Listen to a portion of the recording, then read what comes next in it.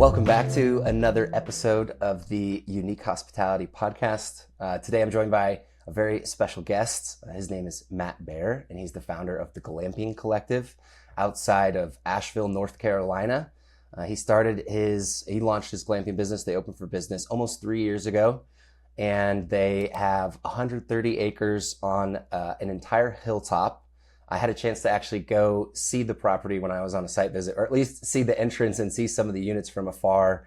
I saw them from miles off, so it's pretty special. And he has two of my favorite units in the industry, which is a glass cabin and two different dome types. Many of the units having private hot tubs with broad sweeping views across the board. And he's starting to work on his next locations.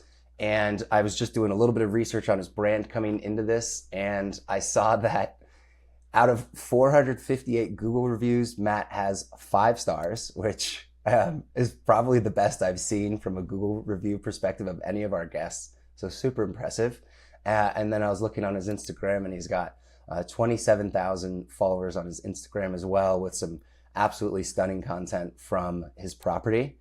So really excited to dive in today. Matt, welcome to the show. Thanks, Connor. Good to be on. Perfect. Well, maybe we'll dive right in, and I'll ask what sets maybe your property apart. What's special about it, or have there been any really special customer moments out there that are dear to your heart? Yeah, absolutely. First of all, I think owning our own private mountaintop, it's you'll see us in our marketing. We talk a lot about our mountaintop, or we'll see you on the mountain, or but there's just not a lot of glamping locations, certainly on the East Coast, that own their own mountaintop. And that's such a unique, I think, experience for our guests. While we didn't build on the mountaintop, I mean, the very tip top, we protected that from a conservation perspective and just didn't want to build right there. We built about 300 vertical feet below the top. So we have 160 acres, so it's a large property. We built vertically about halfway up our property. And so still stunning views. We built at 4,000 feet. Our summit's at about 4,300 feet. But it gives us one of the things we've become famous for is our Sunset Summit Trail, which is about a 1.5 mile hiking trail to the top of the mountain, where you gain that 300-ish vertical feet. And it's just such a unique guest experience to be able to come. We have a total of 5 miles of on-property hiking trails, as well as another 10 miles adjacent to us on a protected property that's owned by the government. But to be able to come and have 5 miles of your own private hiking trails that takes you to your own private mountaintop experience, like, it's the kind of thing people are like, oh, I want to have a mountaintop experience. It's like, well, that's literally what we do. We give guests a mountaintop experience. And it's a really, really special place for so many things. I mean, that's one of my favorite things. One of my personal favorite memories is right before we opened, I had a bunch of buddies up, and we hiked to the top of the mountain at like 1 o'clock in the morning after working on property all day, cooked out some hamburgers, had a big bonfire. Then we hiked up to the top. He was like, do we go to bed, or do we take a bottle of bourbon and go to the top of the mountain? And we took the bottle of bourbon, went to the top, and we're just laying there at the top of the mountain, looking at the stars.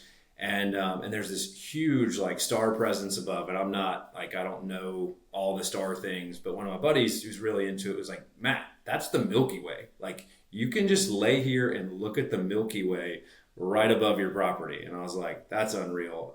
And just one of those favorite experiences, one after a long, hard journey to get through construction on the top of a mountain through COVID, to then be at a place where you can stay in your accommodations. You've got some of your closest friends on site helping make that final push to be guest ready. And then to have such a beautiful, clear night to just lay up there at the top of the mountain and take in the Milky Way and just hear, the life, the animals, the nature, all the things around you, was such a surreal experience, and one of those core memories that will stick with me as a founder, and that I hope sticks with our guests. That's really what we built the Glamping Collective for, was to create a place where people could separate from it all. They could develop their own core memories. And we really tried to think through all those details to get that right, from how we developed to the things we put in the accommodations, to what we built, to what the arrival looks like, to just really thinking through all those little individual things. And I think some of my favorite guest stories wrap around that in a lot of ways. I think one of my favorite things to do when I'm on property is to just go out. We have a community fire pit area in one of our like key view spots. I mean, the entire property has stunning long range mountain views, but we built this big flagstone patio with community area for people to come together and meet other people. Because that's one of my favorite things to do when I travel is meet other interesting people. And I think the most interesting people stay at places like the Glamping Collective. So we wanted to create a place for collision where guests could come together and meet each other and hear each other's stories, but then they could also go back to their own private accommodation and just be alone, be private, have their own space. But if they wanted to, come to that guest area. So as I was saying, one of my favorite things to do is sit around that fire at night. And I don't ever talk about who I am or anything. I just, sit around the fire and ask people like, why are you here? How'd you hear about this place? Like, what do you think? And not telling them who I am. Obviously don't lead to leading answers. But I remember one of those nights sitting there with a couple, and them looking at me and being like, oh my gosh, like we are absolutely in love with this place. Like this place we've been here. I think they had just arrived that day. It was their first night. And they were like, it just totally, like the sense of calm and peace that is here just totally came upon us. We checked into our dome. Everything was perfectly clean, perfectly placed.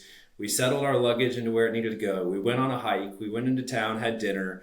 And now we're sitting around this bonfire and it's just the most amazing experience. And I was like, man, I had a similar experience. Like everything's just right. It is what it needs to be. And I was like, well, why are you here? Like what brought you out? And they said, well, we have a child with special needs who's 18 years old. And in the last 18 years of our marriage, we have never had a night away. And I'm choking up just talking about it. But it's like, man, just that for 18 years, they haven't had that. And they finally met somebody in their church who could stay with their child, their now adult child, overnight for them to be able to get a night away. But at the same point, like that's the responsibility that we have as operators is those people's first night away in 18 years is at the Glamping Collective. And that's the responsibility that I talk to our team about. That like, guys, this is real. Like these people have waited for this moment. We've got to get it right. Everything has to be spot on the moment they arrive because that's not a unique story. Like that's their story and it's the next person's story and the next person's story. And we might welcome 100 guests a week, but for that one guest, it's their one time and we've got to be perfect for that one guest. Wow. I love it.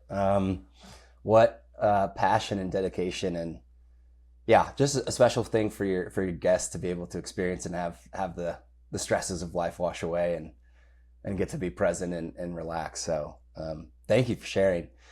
And how was it that what were you doing before you got into, the glamping space? Yeah, so I spent, sorry for getting emotional there. Didn't see that one coming. No, you're good. Love it. When you care, you care. I spent the last, pre-opening the Glamping Collective, it's been about the last 12 years building out a digital marketing agency. It took us a little bit to figure out who we were and find our identity as an agency. But for about the last probably 8 years of that 12, focused exclusively into the hospitality space. So we worked with hotels, resorts, vacation rentals, bed and breakfast, other glamping properties, and we were their kind of digital marketing agency, did everything from for the brand identity to the website, to their search engine presence, managed their social media, managed their content strategy, search engine strategy, like everything digital we did. And we told our clients it was our job to put heads in beds. Like you build the beds, we'll put the heads in the beds. Like that is soup to nuts, what we do or what we did. The company still exists, going strong today, but obviously I've stepped on to other things. But it was such a strong opportunity, such a strong background to set me into a position to be able to do this because I was able to learn from the best of the best. We were certainly not an inexpensive provider. But as such, being on the higher end of the space, we worked with some of the best. And many of those are still friends today. It was literally, before getting on here, was on the phone call with one of my former clients planning a trip to get together and go see some different sites. But many of those became friends and have stayed friends for a long, long time. But it really, I feel like, set us up to be in a good place because from the beginning of looking for land to developing it, I was always looking at it as a marketer. I was always saying, what is the guest going to see? How do I want the guest to experience this? How do I want the guest to picture this on Instagram? Or how do I want them to interact? Or what language do we need to be using as we're describing, XYZ to be able to really resonate with our guests? So that background, I think for me was just such a key point. I know a lot of people have gone the other way. They've gone from being on the operator side to being on the technology side or the software side or the marketing side. But for my journey, it was going the other direction. And it was certainly a transitional period from managing some short-term rentals in Charleston, which is where I call home, while running my marketing agency, to investing in commercial real estate, and then ultimately into exiting my agency and getting into full-time glamping development. But it's been exciting. It's been a labor of love for sure. I can't imagine doing anything else. A lot of my friends are like, man, there's a lot better ways to make money than glamping. Like, what are you doing? And I'm like, there are, but there is nothing else I can think of doing other than this. For the same reason I got choked up a few minutes ago, because, yes, I could write software and I could start another software company, or I could stay in commercial real estate and do that. But it's just both those industries may make more money. I don't know, but it's not the same. Like, it's not what you give to people and give back to people is not the same as what I feel like we get to give back as a glamping industry for people. Very cool. It's so interesting because as I've been in the industry longer, and especially with the podcast and just speaking with top operators, I've really started to realize that there's basically two halves to each glamping business. And that is, once you're open, you have obviously your operations and making sure everything on site is good and important. And obviously that's huge and critical, but almost the entire other half of the business, if you're just thinking about effort and man hours and resources, is really, what would historically be called sales. But in the glamping space, that's basically digital marketing in this day and age. And it's just so important. And there's such an immense amount to know now with all the different specializations, which maybe we'll get into in a second. But I would love to hear what a valuable skill set and perspective to have had leading into this. So it's not a surprise how you've gotten such good success, becoming such a known commodity in the marketplace and had so much traction with customers. But when you had all these different customers in boutique hospitality, what did you notice? What did you take away from that was the key threads of success, where it was like, oh, if you were looking at your customers who you were doing digital marketing for in hospitality, what were the things where people were being successful? What were they doing? Yeah, there were a couple big ones, I would say, that stick out to me looking back at that. So I exited my agency right before COVID in 2020. So a lot has shifted since then, as we all know. But there were a couple things. One is, and this was kind of, you think back where we were as an industry 5 years ago, but some of the ones we saw seeing the greatest success, both from a financial perspective, but also social media perspective, were really the ones who were starting to get architecturally interesting. So they were breaking out of the box of what everyone expected, whether that was a B&B or a vacation rental or a glamping project, probably less so on our hotel side of the business, but maybe on the boutique hotel side of the business. And that architecturally interesting which is now a mainstay, right? Like, that's no surprise to anybody. Everybody in the glamping space knows it, but being architecturally interesting was amazing what that could do for a social media perspective. And then the other one, and this one's probably maybe feels a bit more obvious, although that one feels obvious too, what you say it out loud, but it's just a commitment to excellence. Like, that there's just no question about how we do things. There's no question about the commitment that we have to our product, to our customer, to everything. I remember being, and this is a much bigger story, and I don't even know that this story is true, but it's a story I was told. But I went to a wedding in the Branson, Missouri area, I think is where it is. Somebody might fact check that. But to Johnny Morris has a resort out there. And I remember somebody telling me when we were out there, the bride of the wedding worked for Johnny.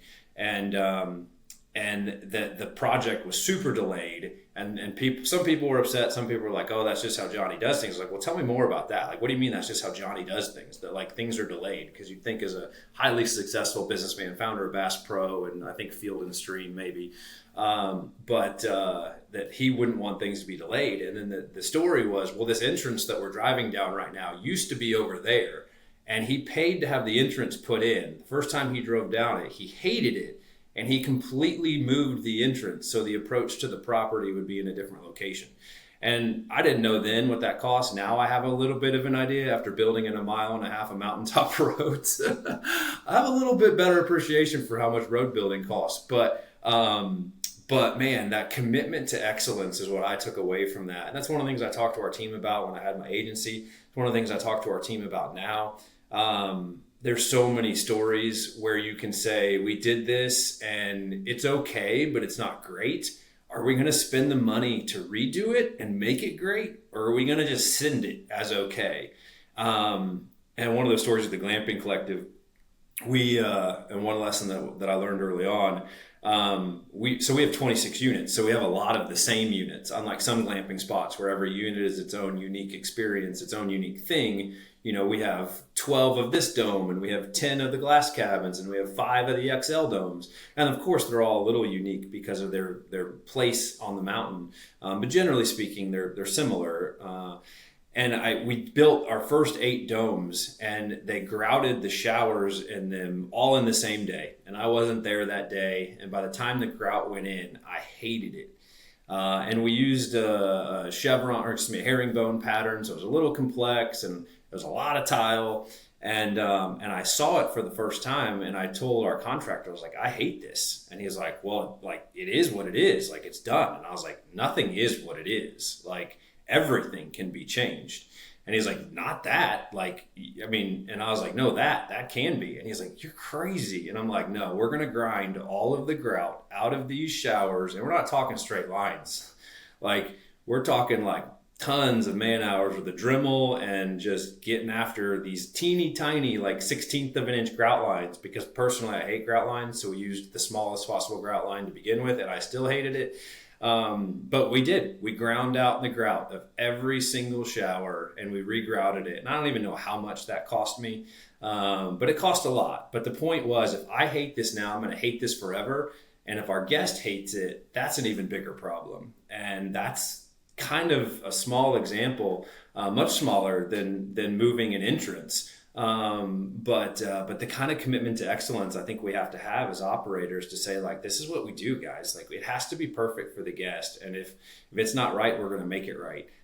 Even if it means we spend $10,000 regrouting these showers, like, or whatever, we're just going to do it right. Yeah. Wow. It kind of reminds me of almost a Steve Jobs attitude where, like, even the inside of the phone that the customer doesn't see needs to be beautiful and aesthetic because we see that, as the company, and, that same commitment to excellence. And man, well, now I feel like I really need to see your showers, see what they look like now. The point is you don't notice what they look like, I guess, because it doesn't look wrong. It looks right. And somebody else would say it looks wrong now, I'm sure, because we all have our own design styles, but yeah. So on the topic of digital marketing, I'm really curious how AI is going to change.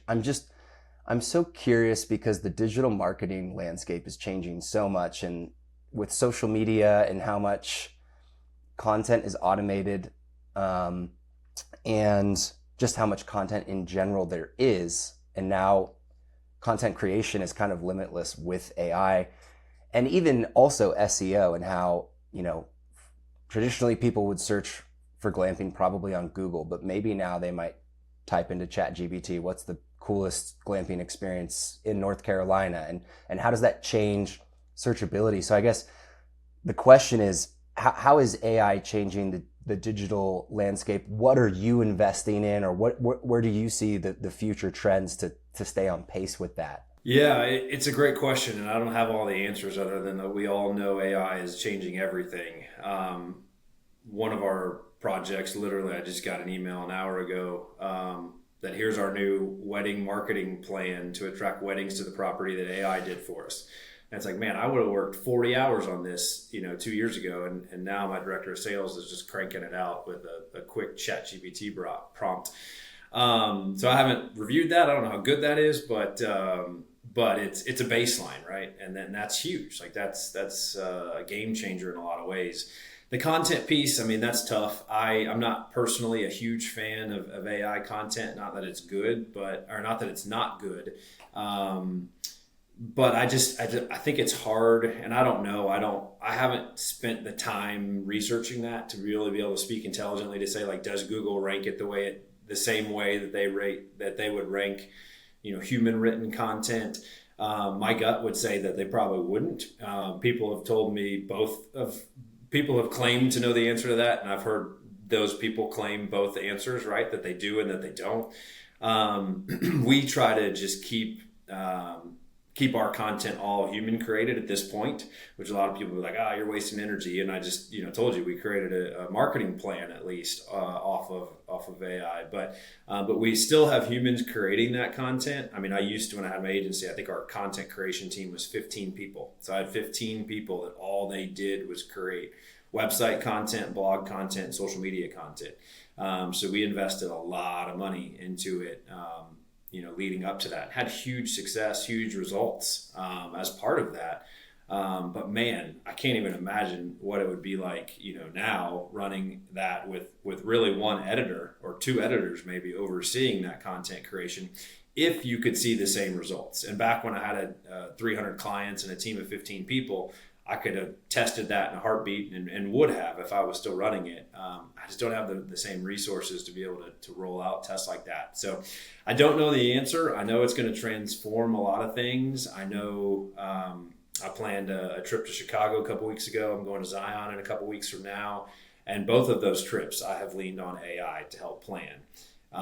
With mixed results, as you would expect, of course. The same you get from any search you get mixed results. So we're thinking about that. We are doing AI searches to see the same things we used to look at. How is Google serving up search results for?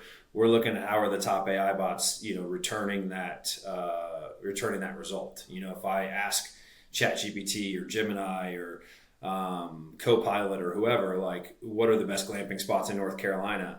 Are we the answer to that? And where are they sourcing their content from? Are they pulling it from blogs? Are they pulling it from Google reviews, which we dominate on? Are they pulling it from somewhere else? And then understanding what sources the different AI engines are pulling from gives us the answer to okay, where do we need to be investing? Do I need to be getting some influencers out here specifically who are great bloggers because Copilot's pulling blog content into the answer to that question? Or do I need to be, double down on my Google review strategy because Gemini is answering that question with their own Google reviews? So those are the things that we're looking at right now. Don't have all the answers, but we're certainly staying on top of it because it is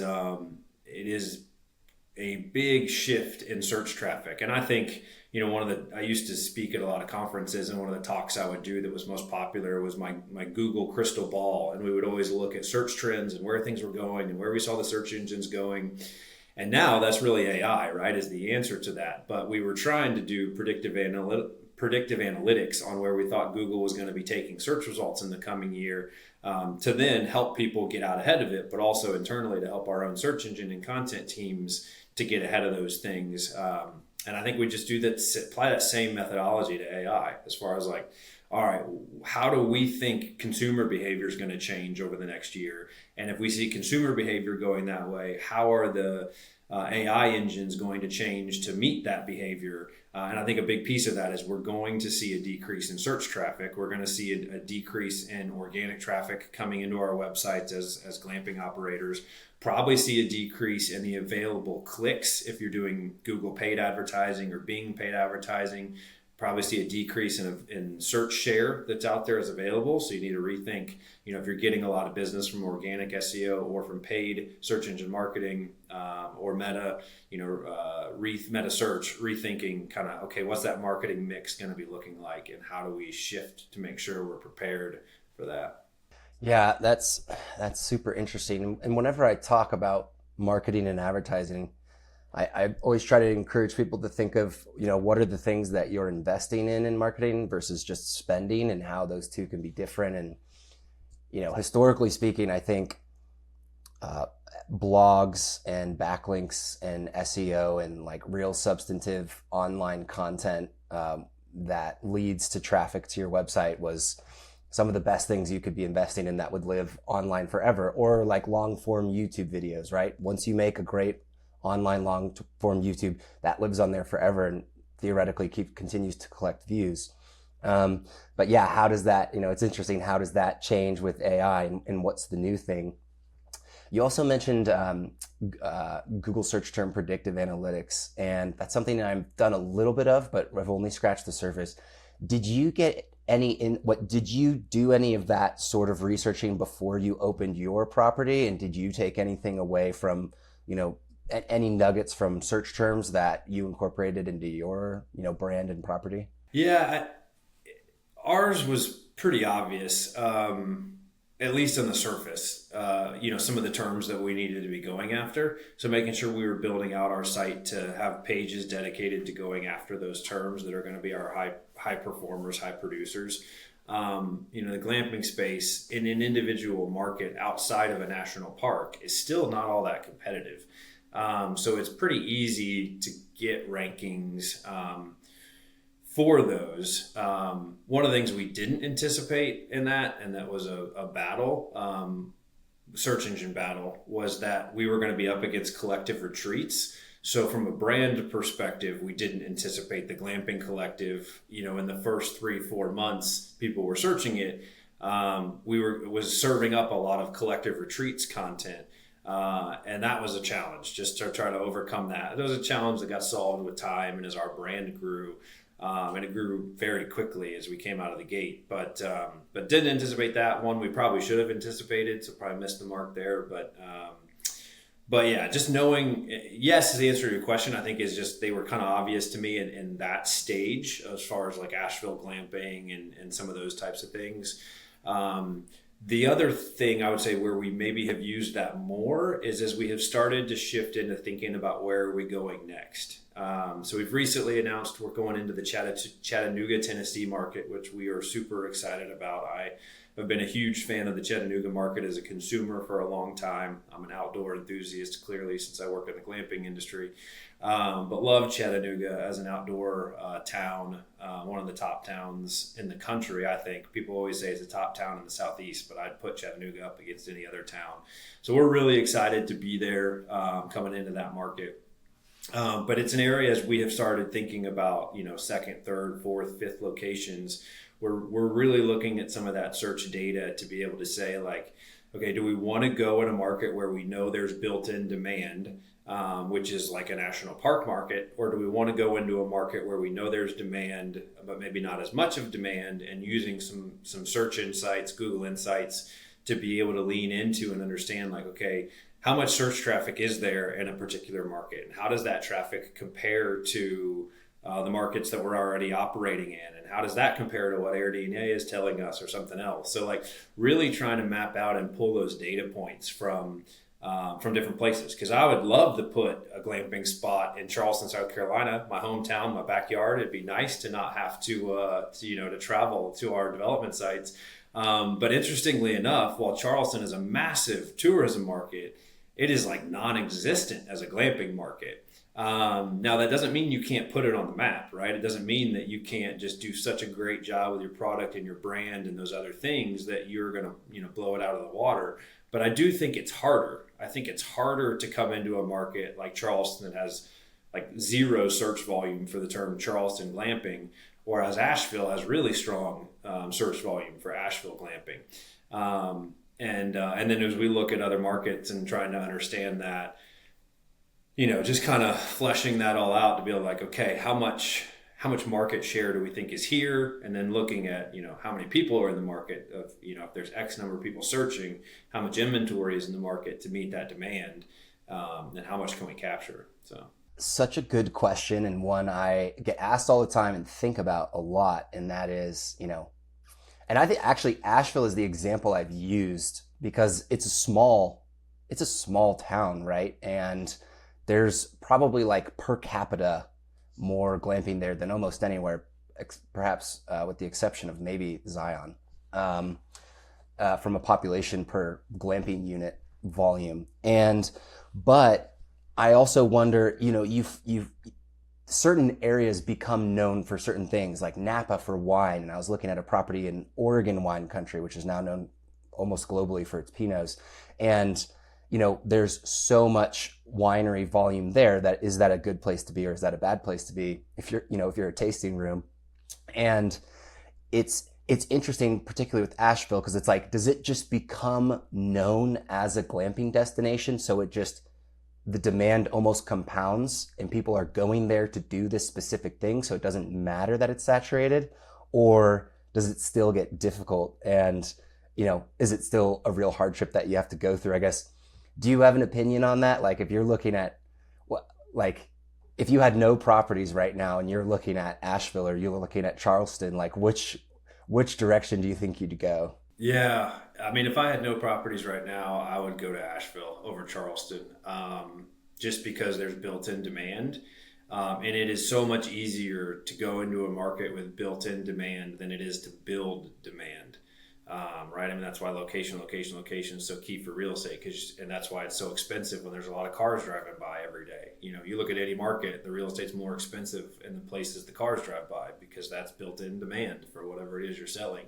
And then you just have to think about is like, okay, is it worth me paying that inflated price for that real estate versus being, a row back or a street back from that, and losing the visibility, but gaining the lower rent or the lower purchase price. And those are the hard questions, right? Like, should I be in that market might be easier than, well, where should I be in that market? Should I pay for the premium to be downtown, which for a glamping site, of course, doesn't make sense. They're probably not going to be downtown, but you get what I'm saying. Like, it's just, it's really, some of the decisions are easy. Like, should we be in Asheville? Well, yeah, like Asheville's, and I say that as I realize I'm inviting you to compete with us, but like, I mean, everybody I talk to in the industry, both glamping as well as hotels, like, man, we want to be in Asheville. Like, if you do anything outdoor hospitality, Asheville on the East Coast is probably the number one market for outdoor hospitality.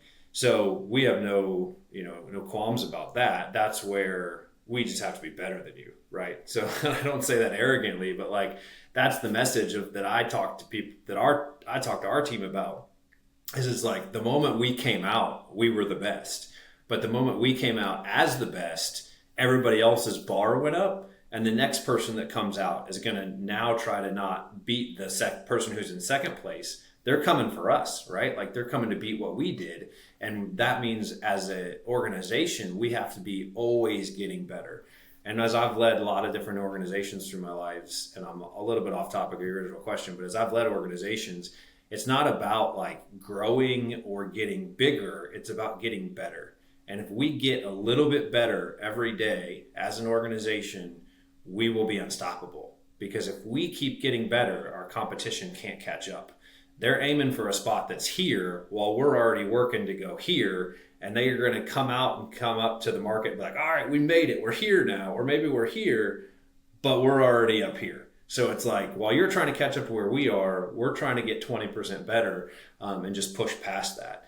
And those are the questions as you continue down that road for years and years. It gets harder to answer. It's like, what does it look like to get 20% better? Doesn't mean we're going to build more units, but like, what does it look like to do what we do better?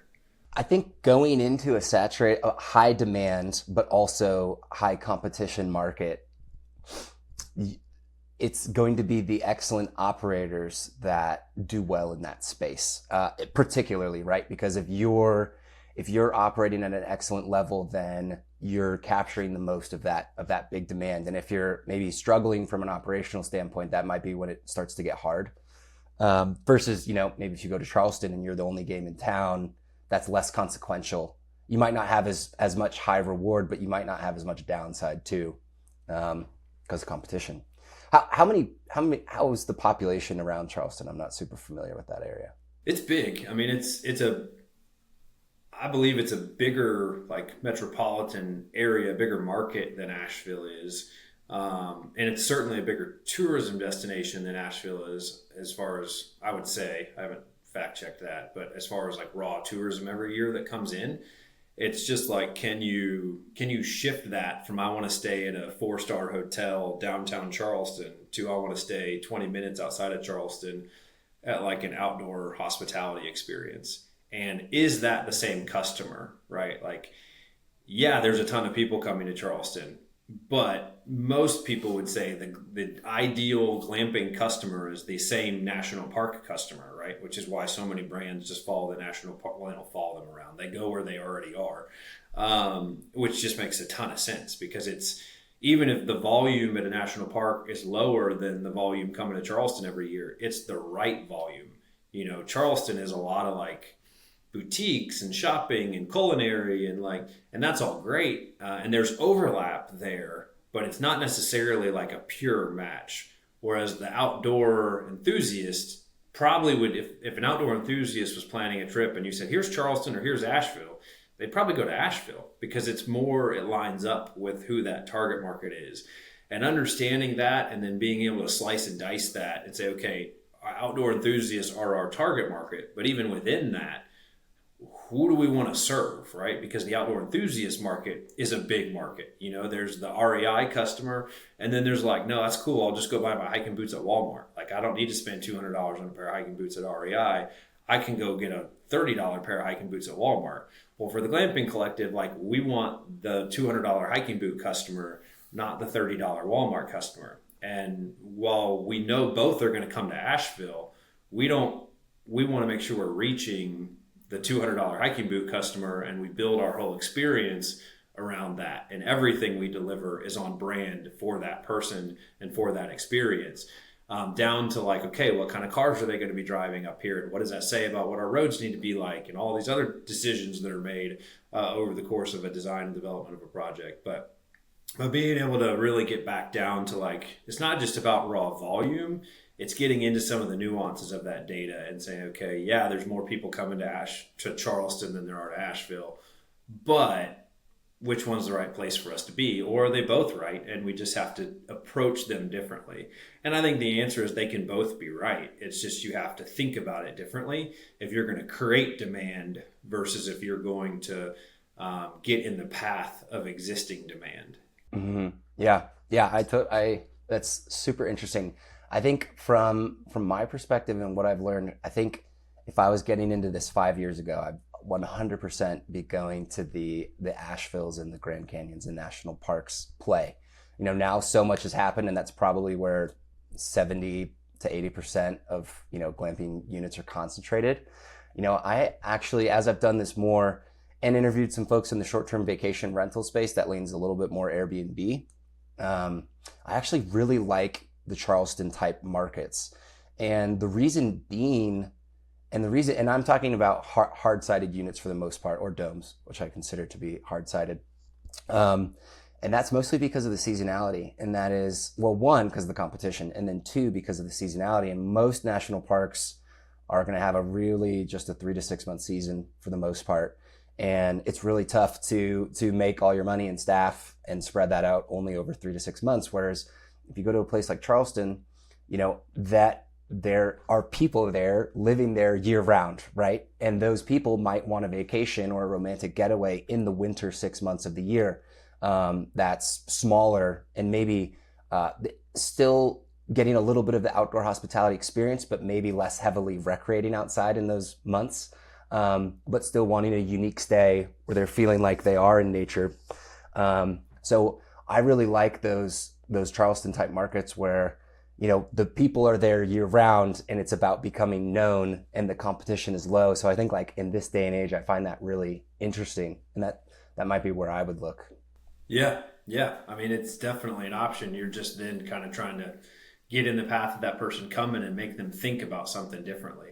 And I think this is oftentimes something people don't do well, but it's just going and asking the question. Like, just go talk to the customer. Like, go down to Charleston and go sit at a brewery and talk to people and be like, hey, this is what I'm thinking about. I'm guessing you're here on vacation.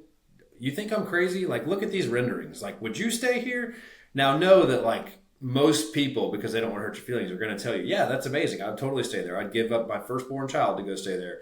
But that's like, so you got to weigh that with a bit of a grain of salt, but like get old fashioned boots on the ground, and just go talk to people. Like, you think you want to be in Charleston, you think you want to be in Asheville, you think you want to be in Sonoma or Zion, like, man, you better be going there and spending some time and learning about the market and the nuances and the government and permitting, and like you really got to dig in and know what you're signing up for.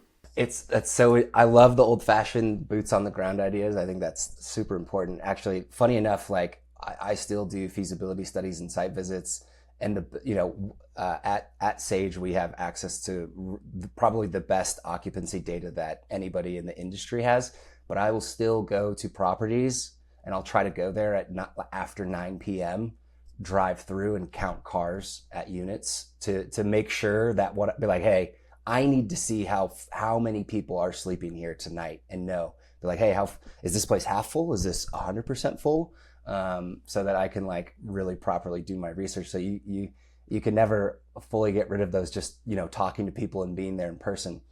And then you brought up search terms earlier, which I think is a fantastic way that I actually don't do that much in my research. But, to search Charleston, who is searching Charleston glamping?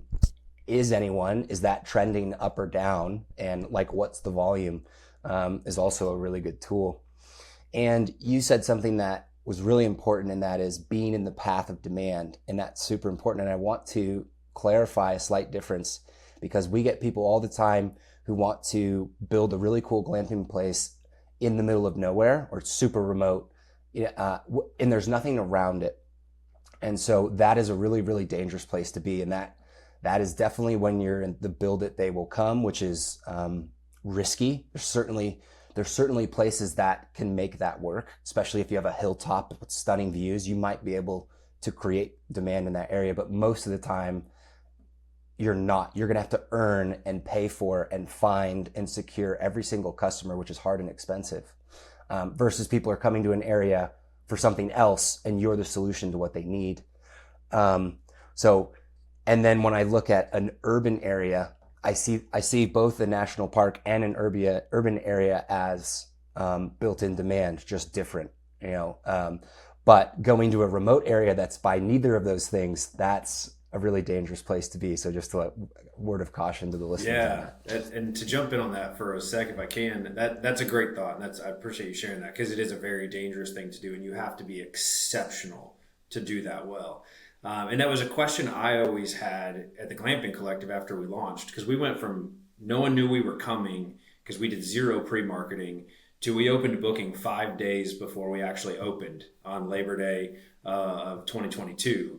And we sold out Labor Day in 5 days, and with zero advanced marketing. And then we ran into an 85% October less than a month later. And a lot of people are like, Matt, I've never seen a hospitality company launch like this. Now, I give a lot of that credit back to the marketing we were doing, and we were in the path of demand. So it was October at Asheville. You had to be an idiot not to fill your place up. Like, you could be the ugliest thing in town and still fill up.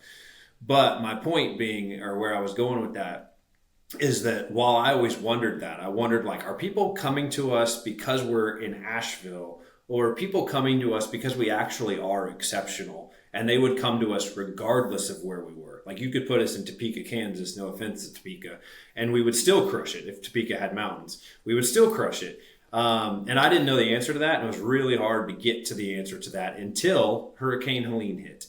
And while it was a really painful experience, and still is a painful experience, it's taking time to rebound. So shout out to anybody who's planning a trip. Plan a trip to Asheville and give some love to Asheville right now, because they need it. We need it, as we're still bouncing back economically from Helene. But what that did was, all of a sudden, all the people going to Asheville disappeared, because the government came out and said, don't travel here, cancel your plans, go anywhere but here. With like the strongest, worst messaging a government could ever have for a tourism industry. And even our Visitors Bureau, or the North Carolina Visitors Bureau, whatever, in my opinion, and not to get political, but everybody botched it. Like, we needed a hard stop for like a week to figure out where we were, but then we needed to get back to work. But what that did for us was it enabled us to start drawing a line between who's here because we're in Asheville and who's here because we're exceptional.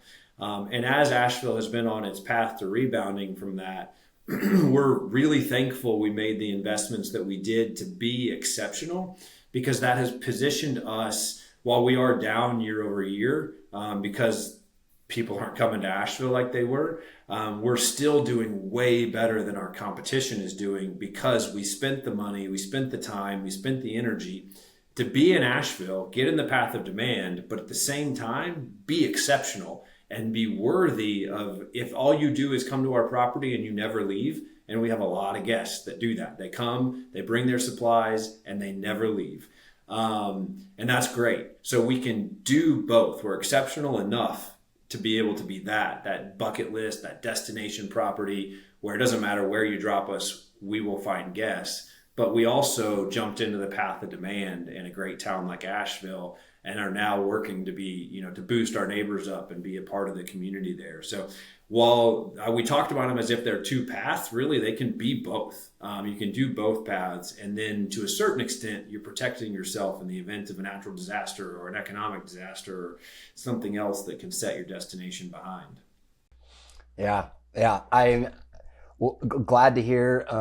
Your property's been recovering since that. I'm sure that was a super difficult time. I know a lot of people got hit hard.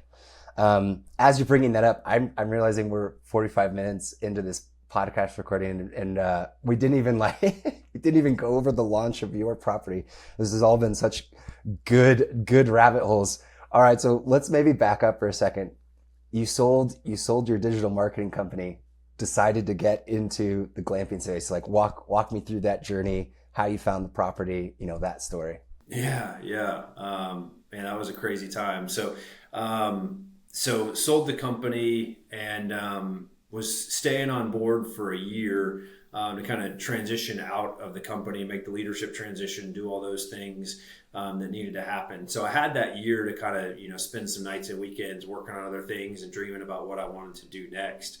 And backing up from that, probably 15 years, my wife and I had gone to Costa Rica pre-kids on a trip, and we stayed at a little treehouse B&B up in the mountains near Arenal. I think I'm probably pronouncing that wrong, but near a volcano up there in the cloud rainforest. And absolutely loved it. And it was like, oh my gosh, like this would crush it in Asheville. It was like 5 tree houses in the rainforest, which technically Asheville's a rainforest. And I was like, man, this would crush it in Asheville. But I just had to file it away in the dream folder, because that was the early days of Q4 launch, but trying to stay focused and not just jump around chasing the greatest new idea all the time. But it was back there, so it was like, okay. So as I was doing that and thinking about, man, what do I want my next to look like? That dream kind of resurfaced and said, man, I would still love to do a treehouse B&B, treehouse, and obviously fast forward 15 years to 2020, now glamping is a big thing. So I was like, man, I'd love to do a treehouse glamping deal in Asheville and go back to that. And I looked at several other markets just to do my due diligence, but in my heart, I always knew Asheville was where we needed to be. Almost bought a winery about 2 hours from Asheville, but decided that the winery piece was going to be too much work on top of it, and still fell in love with Asheville. Or still had the love for Asheville. So that was kind of how we got to Asheville, and then went up.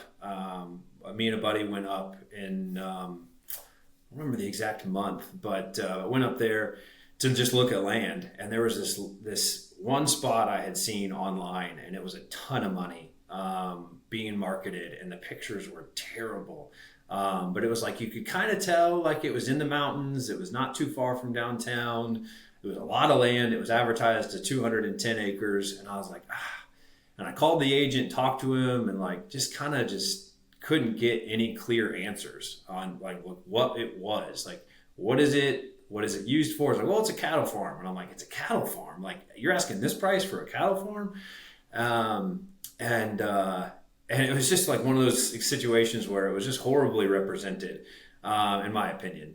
But so we went up there and looked at it, and I just remember getting on. There were 6 inches of snow on the ground when we went up there for the first time, and there was no roads. There's like 4-wheeler trails, so we're navigating the thing on like a 4-seater Polaris Ranger.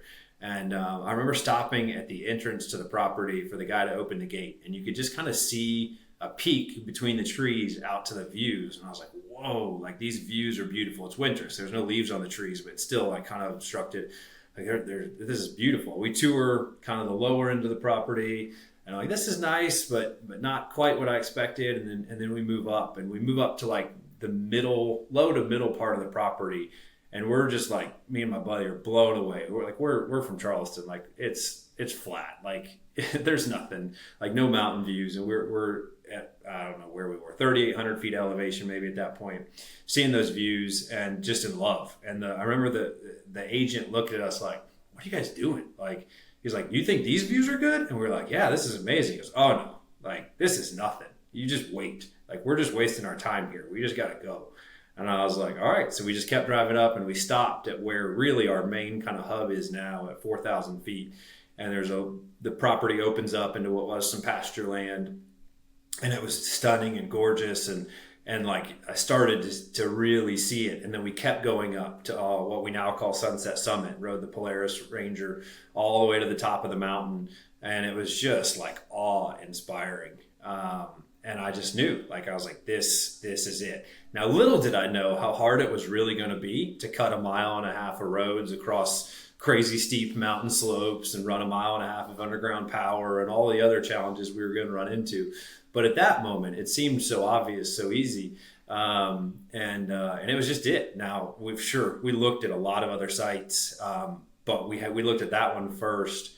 And it just set the bar for everything else that we looked at.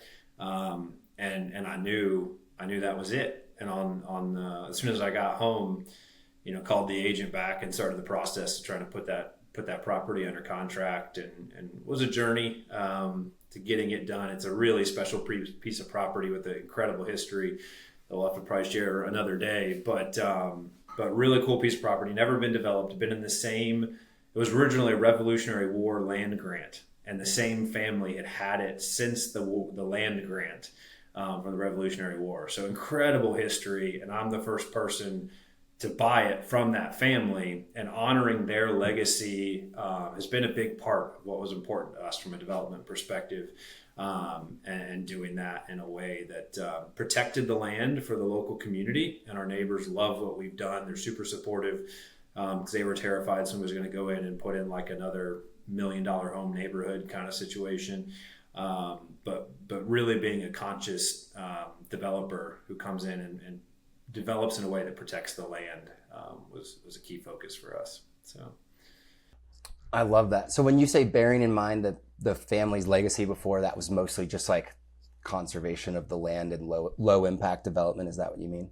Yeah, low impact development, protecting some of the structures that were there, some historical structures. We have a historic tobacco barn, and I use barn very loosely, but an old stone structure that no longer has a roof. It didn't have a roof when we bought it, or when we bought the land, but protecting that, and yeah, just trying to be as low impact as possible as we made development decisions, and honestly fighting hard to stay low impact because most people just want to clear cut stuff and get to work. And that's just not at all what we wanted to do. We fought like for individual trees to protect them. It's a trade-off of opening view portals, while also protecting trees. And we think we've struck that balance well. But yeah, I mean, it's just, doing your best to do right by the land, from a development perspective. So for finding the land, so this was the first property you toured in your search? Yeah. Wow. It was the first property we toured. It wasn't the last, but it was the first. So, and then you put it under, and it was listed online for sale by a broker. It'd been listed for over 2 years and no one could figure out what to do with it. Wow. Yeah. And so then you put it under contract the next day? It took a few days to actually get under contract. We started the process of getting under contract, but it was heirs land. So we had to get 4 people to agree, and that was a journey. it was an interesting negotiation because they couldn't agree with each other on how to do anything. So it was like they were all over the place from a negotiation perspective. That's interesting. Yeah. How did it, and then meanwhile, presumably while it was under contract, you wanted to do your research and look around and see some other place, and nothing really held a candle to what you saw at this first location. Yeah, no, I mean, we looked at a lot of other sites. And I mean, still to this day, I have not seen much that holds a candle to it. And honestly, that was, I know this might sound weird, but like one of my fears in preparing to go to another location was, did we set the bar too high? Like, is this too good that we can't go somewhere else and do this again because we'll let people down? And we're not. Chattanooga is going to be very different than what we've done in Asheville, but it's going to be just as good, if not better. And we're, taking a unique approach to some of it. But to make it that way, because, it is different, but it's certainly going to live up to its older sister, if you will.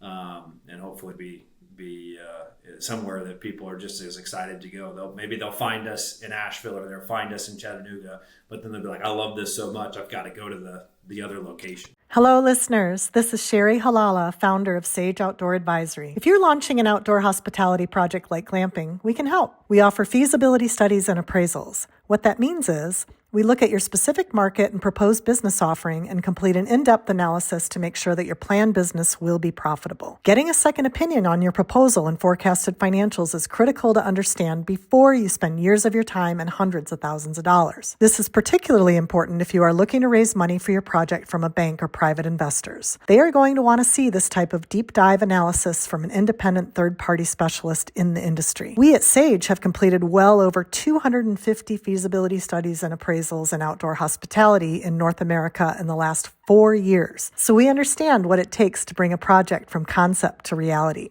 If this sounds like it could be helpful to you, you can go to our website, sageoutdooradvisory.com, and schedule a call with our team. While you're there, check out our proprietary glamping database map too. Thanks. Now back to the show. What was the entitlement, zoning, permitting, and entitlements process like? Because I feel like oftentimes you find beautiful land like that, and it's like, wow, this would be amazing for glamping. And then it's like, oh, but the zoning and utilities won't allow for this use, and utilities are going to be prohibitively expensive. So like, maybe walk me through those two pieces and how you solve those problems. Utilities were prohibitively expensive. I just didn't know how expensive they were going to be. So ignorance was bliss on that one.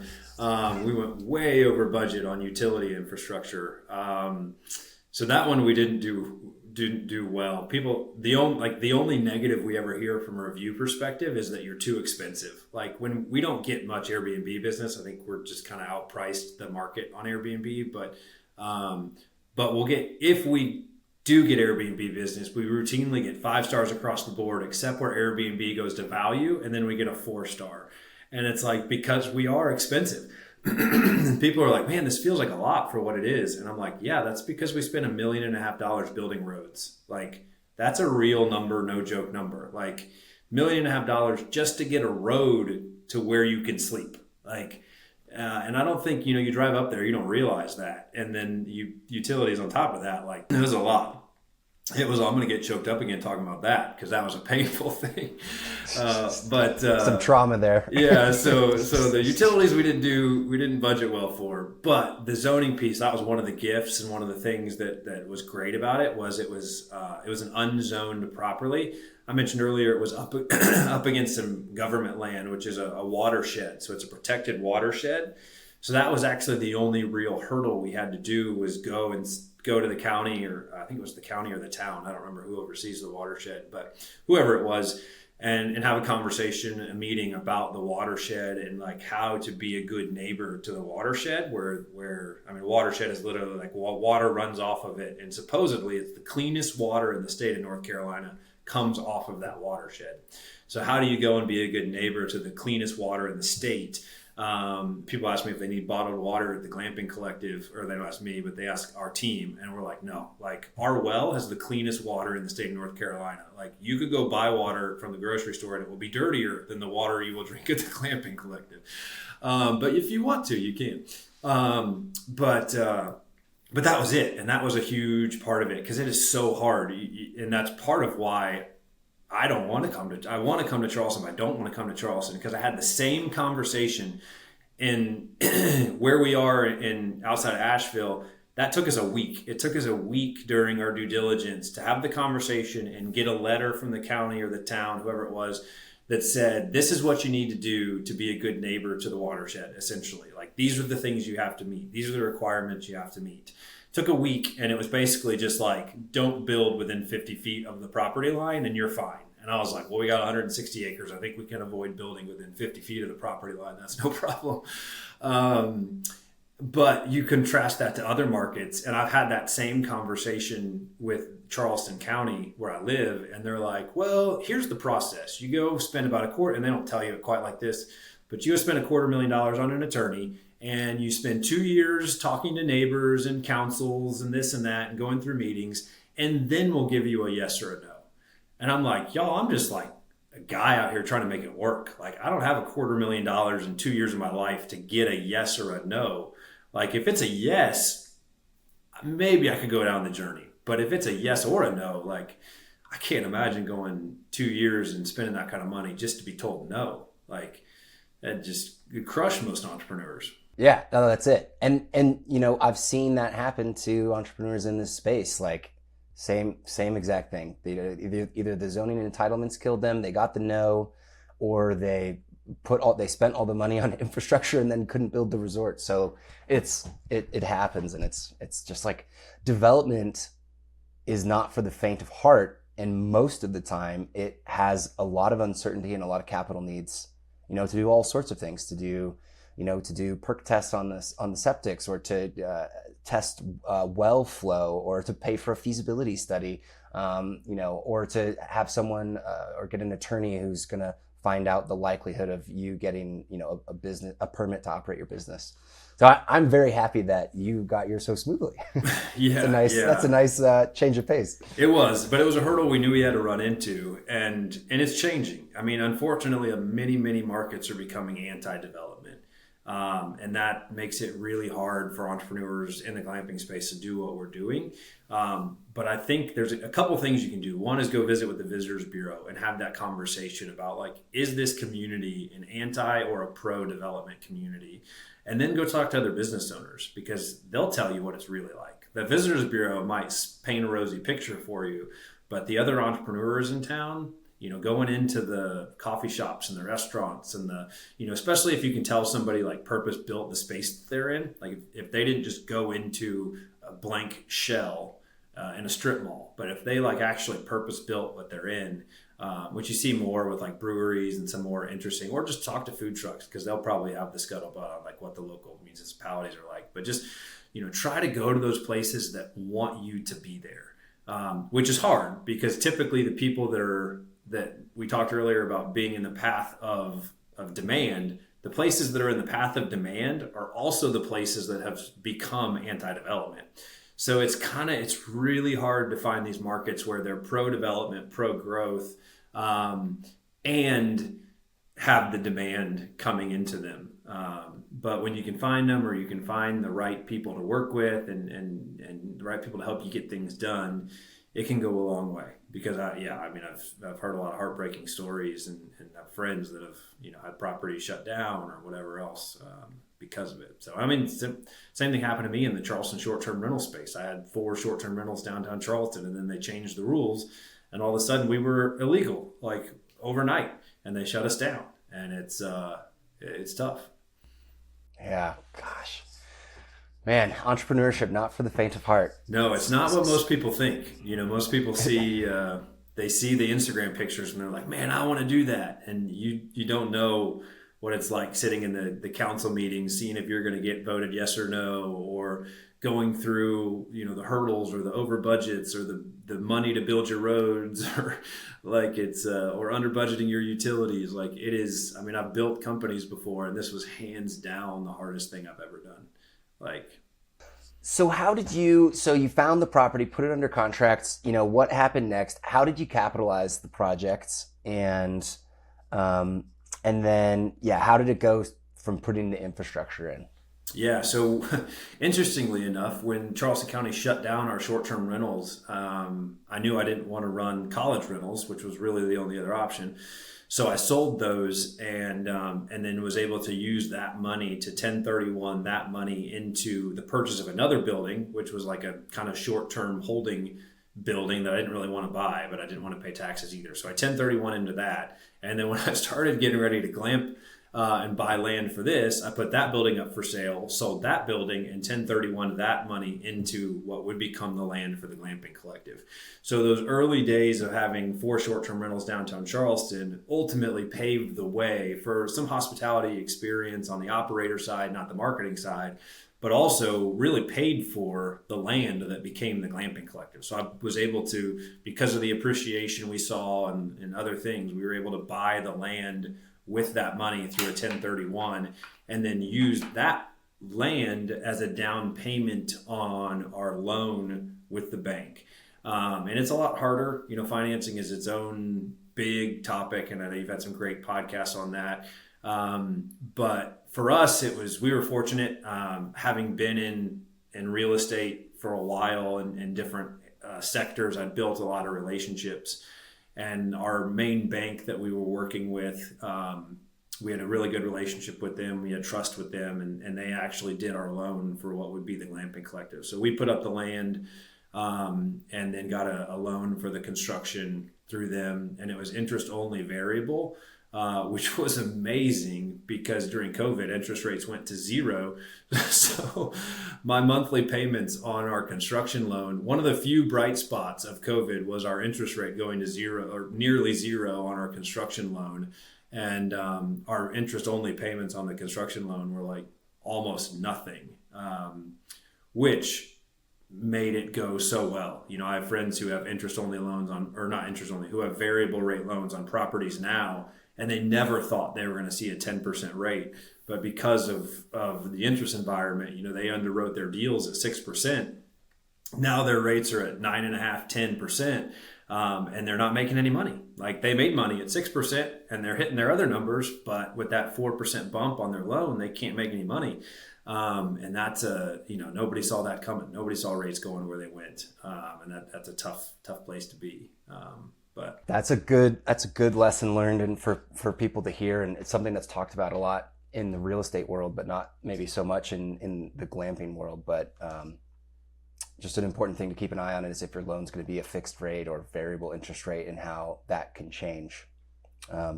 So all right, then you were able to purchase the land, finance the construction. What happens next? Yeah, so we set right to it. We closed on the land, I think it was May 31st, if I remember right. We broke ground on our roads June 1st, and we were actually cutting down trees before closing on the land. Like it was, which is not recommended. But it was a sure enough thing at that point that we were going to close, that the owners approved us doing that. And if it didn't close for some crazy reason, there was a ton of trees, so it probably wouldn't have mattered. But the excavator, closing got delayed like a week or two, and then the excavator was like ready to start. So it was like, well, what do we do? We don't want to lose this guy to another project. So they went ahead and started with the current owner's approval.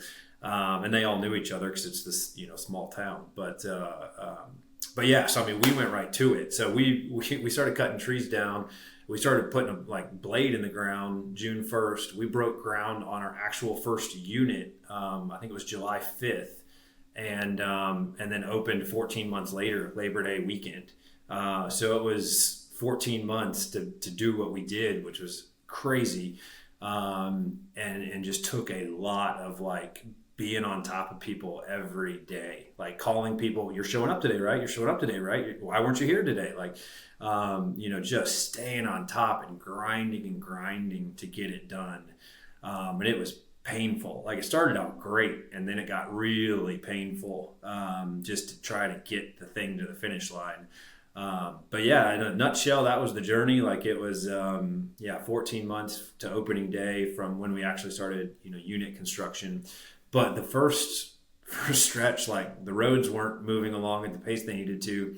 And my contractor was like, Matt, I brought my guys over here. Like, we're ready to go, and you guys aren't ready for us. And I'm like, well, we'll make it happen. Like, what needs to happen? And he's like, well, I need building materials up there. So we literally got a 4-wheeler, and we were strapping 6x6 posts to 4-wheelers and riding them in to the property on 4-wheelers because the roads weren't ready to take a delivery truck.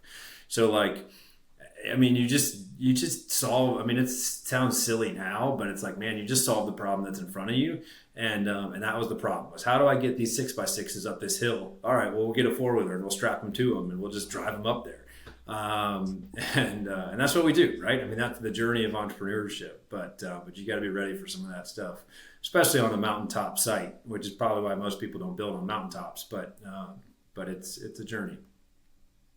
So the road ended up being $1.5 million for, what did you say, a mile of road, and that was a steep topography. So that, because I'm projecting these costs all the time, and so it's always really interesting for me. So that's cutting down the trees in the road. It's all on a steep topography. So it's moving the earth and the dirt to get the flat area. Then was it gravel finish, or did you pave it? No, it's gravel. Yeah, we didn't even get to pave in that budget. But yeah, so much of it is steep enough. So generally when you build a road in the mountain, you're cutting from the upslope and you're dumping it on the downslope, and you're compacting it to basically, every foot you take from the upslope side, you dump on the downslope side, you compact it, and you get 2 feet. And you don't have to move dirt. Well, much of this is not like that. Much of this is so steep that if you dump dirt on the downhill side, it just disappears. And you can't compact it and build up the downslope side. So a lot of that dirt had to get hauled into other places or get hauled off site completely, which was not a cost I anticipated. Our excavators who have lived there their whole lives, they should have anticipated it, but whatever. And it was, I mean, it's just, and if you think about it, as you go into a mountain, right? Like, I gotta see if I can get this right here, but the farther you go this way, the more volume of dirt there is above you, right? So that the first foot you go is not a lot of dirt. But when you're 20 feet in, there's a lot of dirt above you, and you're having to dig all of that out, and then find a place for it. If you can't dump it off the downslope side, I say dump it off, like it's, and compact it and build that to be your road. And then who knows what happens. There are mountains for a reason, and that's because they're made out of rock. So you dig far enough in, you're going to find some rock. So, I mean, we spent tens of thousands of dollars on just dynamite, of just blasting out spots where we dug in as far as we could, and we were up against the mountain at that point. And it was like, we rock hammered, we chiseled, we did all sorts of things, and some of it came, some of it didn't. And if it didn't, then we had to, call in somebody and dynamite it. And it just gets to be a lot. Man. So. And you had to dump the dirt off site? Some of it, yeah. Much of it we were able to use on site, either for fill in other spots, like our main parking area is built heavily out of like good dirt that we were able to harvest on site. But yeah, a lot of it we had to take off site. And if you can, I mean, I have friends that have literally bought land just to sell dirt to the Department of Transportation to build overpasses and stuff. That wasn't an option for us. Like, we didn't make money on this dirt. Like, we had to pay to get it hauled off. But if you can, like, those deals are out there. So, certainly look, like, if there's construction happening near you, road construction happening near you, and you're doing a site like this, just stop and talk to those guys, and figure out, where are you guys getting your dirt, and can I sell you some? But that didn't work for us. But I wish it would have. So, and how did you do power, water, sewer?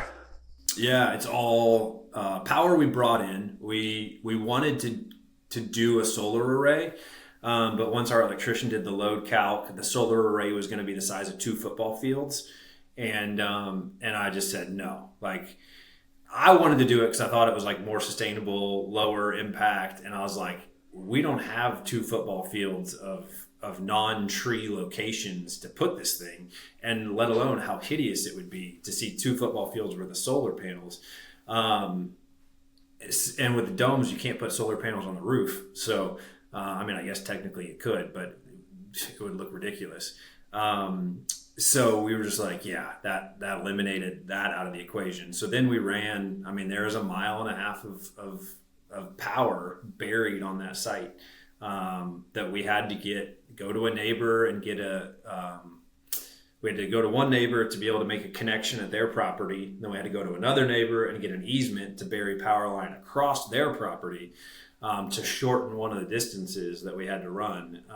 And it's just like, and it's just a journey, like all of those things. And I mean, I spent so much time out there walking through the woods, like what's the best way to get the power from here to there? And like, can we go up here? Is it too rocky? Is it too steep? Is it too this? Should we follow the road? Should we not follow the road? Like, where are we going to do future development that it would make sense to go ahead and like bring power through, so we're ready to go for that. And wire, like, gosh, wire is expensive. I don't remember which one it is, but I think one of the wires we used was like $7 a foot for just wire. Like, and I'm like, come on. Like, and that's where we underestimated our utility costs, was trenching all that. And then the cost of wire, that went nuts during COVID, like so many other things. And some of it's hard too. And it was harder in that season. Like, are you just telling me the prices are going nuts, or are you just making a ton of money off me? Like, what's really happening here? And it's just hard to know. You can shop, you shop everything multiple times, but it's just tough to know. So that was power. Water, we have 2 wells. Both the wells are over 1,000 feet deep, but they bring incredibly pure water to our whole site. And there's a ton of water line buried everywhere. Because again, back to excellence, we wanted really hot, really high pressure showers. We actually blew water lines multiple times because the pressure was too high. So learned a lot about water and gravity. Turns out pressure increases as it flows downhill. Makes sense, but didn't even the plumber who put the water line in didn't know that one. So we learned that lesson. And then sewer, it is all on septic systems. So we have 3 main septic systems that support the entire community, and had to have an engineer designed plan to do it that way. But that saved us a ton of money versus having individual septic systems for every unit, which other municipalities that we've talked to require that.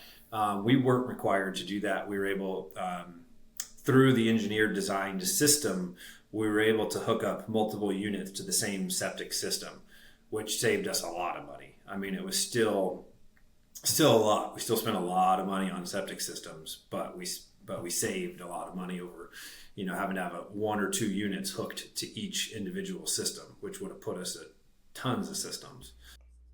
Yeah. How much do you think those each costed, like the power, water, sewer, to bring it to the property? I don't know. I have that number, but I don't know. Because it came in so many iterations, it was just like, you pay this guy that, and then you pay somebody else to trench it, somebody else to lay it, somebody else, like, there's so many people involved in all those things. At least there were for us, that it got hard to keep track of it. Now it's all captured. We did a cost segregation study, and so it's all captured in there, but I never went back to actually look. And part of that was out of fear. I was like, money's been paid. Like, I don't really want to know. The road one was individual bigger checks, so it was easier to get to that one, but we way underestimated the cost of utilities.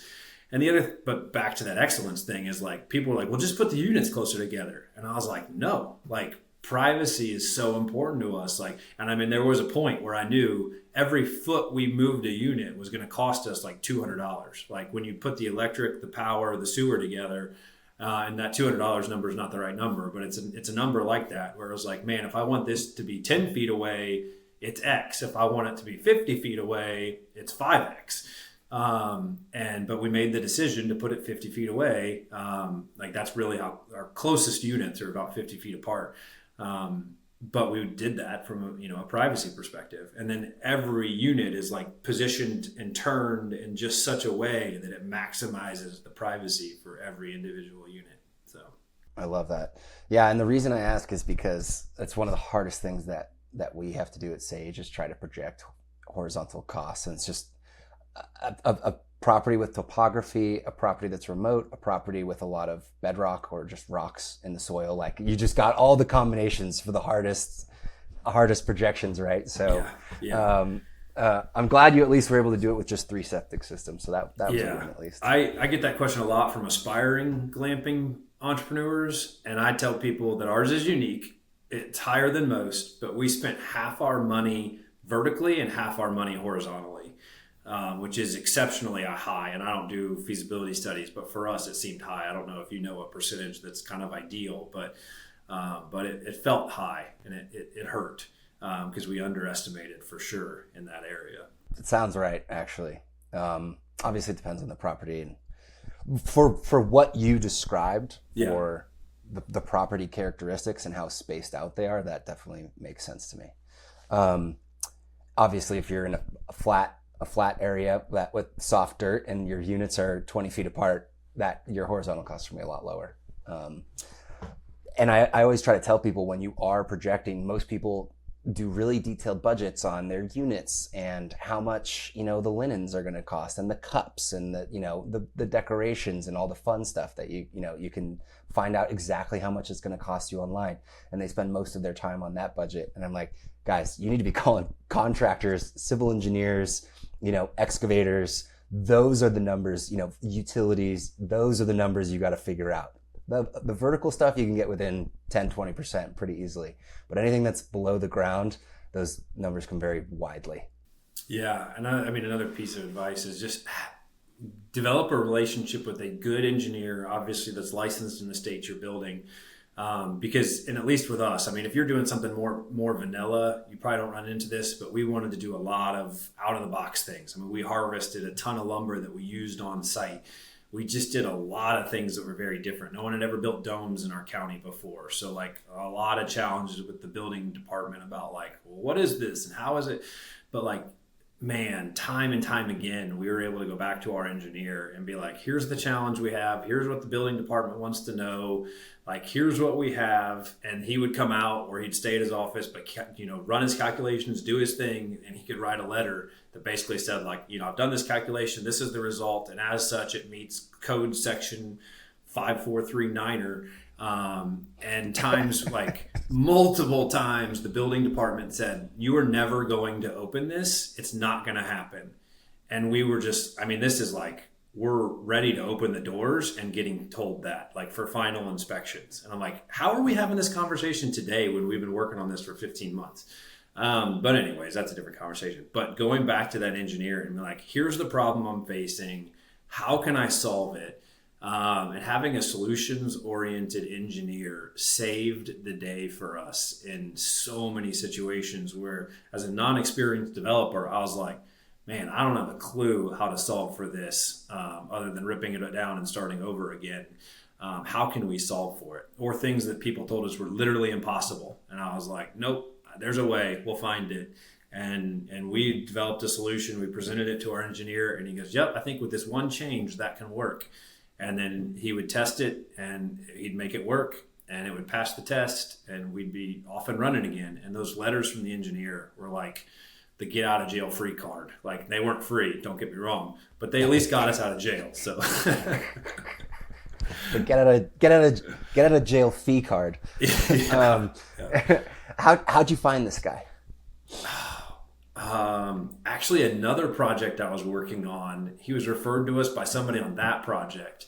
So totally random. And I just was at one of those, like, I called like probably a dozen engineers, and everybody was so busy at the time, nobody would even call me back. And I was working with them to solve some small problem on another project in a completely different part of the state.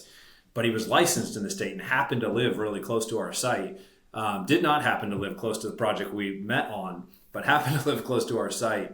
And it was just like, and I presented it to him, and I was like, hey, here's the challenge I'm facing. I don't know if you can help or not, but I'm totally stuck here. And dude just helped me out. And he just came to the table and helped us out. And, not to get all religious, but I am a religious person, but there were so many moments like that in our project where we hit what felt like an absolute standstill, absolute dead end. And somebody would show up at that moment with just the right answer to break down that hurdle that felt insurmountable. And I can only attribute those to God moments, because there's no way, like, working on this project 3 hours away, I should have met this engineer who lived 10 minutes from my job site over here and was gonna like come to the table and save the day in so many ways. But there's story after story after story I could tell you like that, where it's just like, man, like, we met the Red Sea and it parted, and only by the grace of God did we get to where we got to. But we also think that's part of our responsibility and why we take our guest experience so seriously, because we're creating a place for people, whether they're looking for God or not, whether they're looking for peace or not. We've created a space where they can come and experience nature, and they can call it whatever they want to call it based on their relationship with religion and all the other things. But we believe that they will experience it. It's just up to them, what they call it, and we're okay with that. We're totally okay with everybody has their own, they're all on their own journey. But we know what we call it, and what we believe in, and what we pray over the people that come there, and just trust that they'll find their own journey, find their own experience. So. The God-sent engineer. Literally. I think literally. Yeah, we had my good friends on the last podcast episode we did. I helped start a company called Sandy Vans, and the two main founders are my good friends. One of which is an engineer, and like, he's our God-sent engineer. He saves us all the time. And I've also heard that God is an anagram for the great outdoors, G-O-D. Yeah. And so I think like having that common connection for people to experience the outdoors or experience spirituality or religion or whatever it means to each individual, is a special common ground, out in nature. And all right, so you get all the utilities built. How did you decide on domes and these glass cabins? Yeah, so as I mentioned earlier, my heart was in tree houses, right? Like, that's how the whole dream started. And I just love them, like, there's just something special about them. And I'm not saying we're never going to build them. There's actually a part of our property I have set aside specifically for tree houses that would just be incredible. But one of our clients, actually the same guy I was just talking about that I'm going to go on a trip with, was supposed to be this week, it was supposed to be tomorrow. I had to reschedule it. He had built 3 domes, and I saw them become a viral sensation.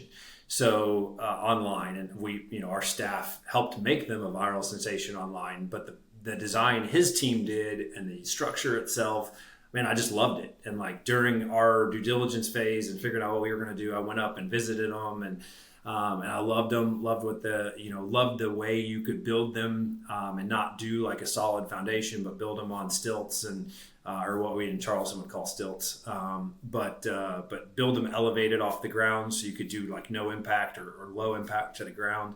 But really kind of what it came down to was I spent a massive amount of time on Airbnb and online looking at various glamping types, and then created this massive spreadsheet of glamping types and what their ADRs were and estimated costs to build them. And then ran them through like the challenges we had on site, right? Like, originally I wanted to do shipping containers up there, and then I found out you can't get a 40-foot shipping container up the road to our site. So it was like, do I want a helicopter shipping containers up here? Okay, scratch shipping containers off the list. Like, not helicoptering shipping containers up here. But I'd stayed in some really cool shipping container homes and had some cool ideas with it, but scratched it. So back to that spreadsheet of like, I just put this spreadsheet together of all the unit types, the average ADRs I was seeing across the industry, and then what looked to be the average cost to build those as best I could tell. And that's how we landed on our glass cabins and our geodomes, was the relationship between development cost and nightly rate. And didn't just, do I love it, right? Like, sure, there's you could go prefab, you could do other things, but like, at least at that time, what existed in the prefab space did not meet the do I love it checkbox. And I wanted to be really proud of anything that we built. So, but at the core level, like, that's what it came down to. And a lot of our calls about me being a geek And that's really like what the journey is like. For me is like, I just do the math and the math works, and all right, this is what we're doing. And then finding ways within that to make it exceptional. Well, that's I can relate to that so much, and we should have had you come writing feasibility studies at Sage and working on our data projects, because that's kind of exactly how I and we approached it, and how I came up with a pretty similar conclusion. With looking at our data, and I was like, man, these domes just seem to kill it with rates, and be all season for the most part, and have a relatively low cost. And I'm sure you know this, but I bet your deck costs 5 to 10 times as much as your dome structure costs. Yeah. The decks on those slopes, I mean, we had some of them have special order posts because you can't get posts that long because of how steep the slope that they're built on is. And people are like, Matt, just carve out the dirt and like lower the whole thing. And I was like, no, we're not doing it. Like, we're not just making a scar. I literally was like, we're not scarring the mountain. Like, I can't imagine how many times I said that. And there were places we had to, like building a road, you don't have a choice. You just have to do it. But anytime we could not scar the mountain, we just didn't. God, there's so many things that you say that I really appreciate the style and the approach that you used in this. I feel like we're very aligned in how we think about these things. Your friend, or the person who had the domes that were really successful, it wasn't Tennessee Glamping, was it? No, it wasn't. No, it actually. Okay, because. Yeah, it's in Ohio in the Hocking Hills. It's the Inn and Spa at Cedar Falls. They were one of our most successful clients for my agency, and they actually the person who hired us there sold it to another guy, and that guy became one of my good friends. So that name sounds so familiar. Is that the one with the? Is it the one with the? Oh, there's a. It's called Hocking Hills Cedar Cabins. Inn and Spa at Hocking Hills. Okay. No, Inn and Spa at Cedar Falls. Sorry. Inn and Spa at Cedar Falls. I was just curious if I knew it.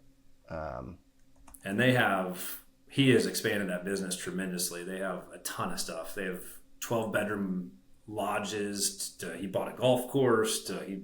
Dude's a crazy entrepreneur. Brilliant guy, but and a stunning property. So. Very cool. Did you ever see Tennessee Glamping when you were doing your research? I've seen Tennessee Glamping actually in our research for our Chattanooga site. I've come across them. Because I remember coming across them kind of early days, like 21, 22, and I just thought their domes out on the decks with the privacy, it's very, very similar like type of feel and layout, I think, that with your domes. And I remember seeing them, I was like, oh, they were $450 a night, and they were like 95 to 99% booked. I mean, you could not find an availability in those calendars. And I was like, man, this guy did it really well. And yours has that same level of quality and views and similar type units. So you settled on the domes. Tell me a little bit more about the cabins. Were those were all built on site, right? Those were prefab? Yeah, we used a company called Eco Panels out of, I think it's Moxville, North Carolina. So they're not prefab. Eco Panels are structural insulated panels, or SIPS panels. Eco Panels is a brand of SIPS panels. So they come out. So I architected everything on site, mostly because I couldn't find an architect during COVID. Like they were all too busy. So I was like, oh, it's cool. I slept at a Holiday Inn last night. I can do architecture. So I did all of it. Somebody else did the engineering, as I said, but I did the architecture. I wanted the dome, and we call it a little more rustic modern. My personal style is much more modern. So we wanted another product that was a more traditional product that was more modern in its design, and that's spent a lot of time just searching for inspiration before I kind of landed on the design for that. It was actually we were originally going to do a cedar shake siding and they were going to be pine cones. And we still stuck with some of our pine cone elements. We have pine cone lights inside of them. Some people use them to call them hop lights, which is great for Asheville. They're not hops. They're technically, I think, pine cones, but they look a lot like hops. But yeah, so we built those cabins, and the main thing I wanted there was this solid glass wall, right? Like that glass wall to look at the mountains, and to be able to open that completely up, to be able to like lay in bed and feel like you're outside. So it's this indoor outdoor living environment, which I love the domes, but you can't open those giant windows. So I really wanted the other product to be able to be like really opened up, to be able to just lay there in bed and like let the mountain just wash over you. Like the property is covered in birds, like these, hawks and all sorts of gorgeous songbirds. And so to just lay there and listen to the birds and just take in the mountain views, like you can see at least 40 miles off your deck. Like, so and you don't see anybody else. So you're just like laying there looking out at 40-mile mountain views from your plush king size bed, wrapped in luxury linens. It's just dreamy, and a really, really special experience. So I'm a little biased, but I love our our glass cabins. We switched that name from pine cones to glass cabins. Again, just in development feedback, we kept talking about pine cones, and people just were like really confused. And so we're like, all right, so we moved away from the cedar shake. We went to just more traditional cedar board siding, more traditional, but still modern, cedar board siding. And when we made that move, we also made that name change. And part of that was actually a search thing. Part of that was an SEO informed decision that no one is searching for pine cones to stay in. Asheville cabins is like one of the highest search terms out there. And yes, we were going to call them the pine cone cabins, but it just got to be a lot. So part of it was a SEO thing of moving to glass cabins, because we wanted to kind of really go after that cabin keyword. So Smart. Yeah, I recommend the listeners to go check them out. They're stunning. Yeah, this design is in all of my research, and it's basically exactly what I would do, in the sense that one side is all glass that can open up to the outdoors. My dream is to have accordion style doors, because I really love people to get to experience the nature and the outside to see it, but I've just learned of all the drawbacks of tents. So it's like, how can we still have all the benefits of a hard-sided cabin, that make ownership and guest life so much easier, but still be able to let the nature in, and one side that opens up that's all glass and lets in the stunning views that you have. And then it looks like you did this very well. I love the idea of saying, hey, our unit is totally focused on sending people's view in one direction, and we make that just beautiful, stunning view. Everything's focused looking that one way, kind of like in the 90 to 180 degrees, but then it also allows you to position the units on the property so they're all focused and looking where it's a natural view, and they're looking where you want, and you just make that everything focused on that. And it creates that natural privacy, right? Like you could be 50 feet apart, but when you orient everything to look one direction, you've got the privacy that you need to feel comfortable, doing whatever it is that you want to do, on vacation on your porch, which we have lots of stories about people making interesting choices, but that's the hospitality industry, right? And we give them the privacy to do what they want to do. And I love the accordion doors too. Actually, I have another project that's not a multi-unit glamping project, but I did an accordion door, and I negotiated the door down, and maybe you can give me a better source, but it was a $17,000 door.